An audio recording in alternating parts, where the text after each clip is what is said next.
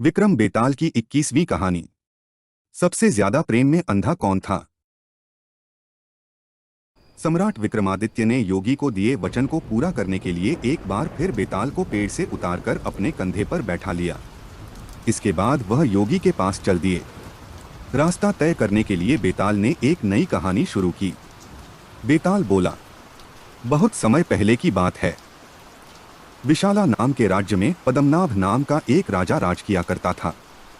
उसी के राज्य में एक साहूकार रहता था। उस साहूकार का नाम था अर्थदत्त।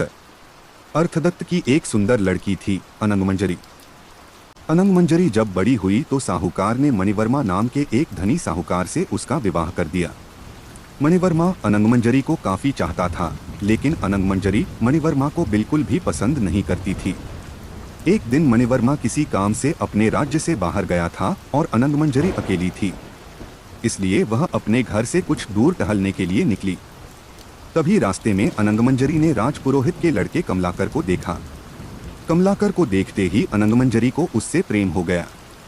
वहीं दूसरी ओर कमलाकर भी अनंगमंजरी को मन ही मन चाहने लगा था।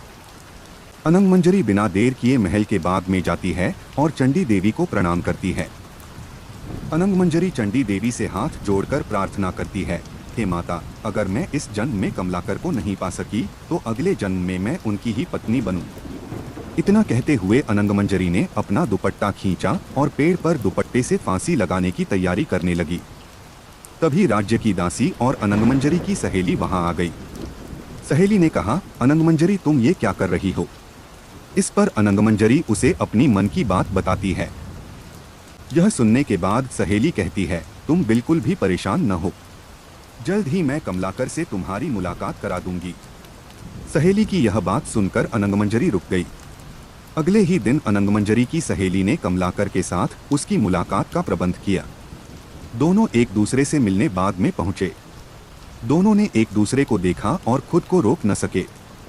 कमलाकर बेताब होकर अनंगमंजरी की ओर दौड़ा। कमलाकर को अपने नजदीक आते देख अनंगमंजरी की धड़कनें तेज हो गईं और मारे खुशी के उसकी धड़कनें ही रुक गईं। अनंगमंजरी को मरा देख कमलाकर भी बहुत दुखी हुआ, जिससे उसका दिल फट गया और वह भी मर गया। इस बीच मणिवर्मा भी वहां पहुंच गया और अपनी पत्नी को दूसरे आदमी के साथ मृत पड़ा देख बहुत दुखी हुआ। वह अनंगमंजरी को बहुत चाहता था, इसलिए उससे अपनी पत्नी का वियोग सहा नहीं गया और उसने भी प्राण छोड़ दिए। यह सब देख चंडी देवी स्वयं वहां प्रकट हुई और सबको दोबारा जीवित कर दिया। इतना कहकर बेताल बोला, बता विक्रम, इन तीनों में सबसे ज्यादा प्रेम में अंधा कौन था।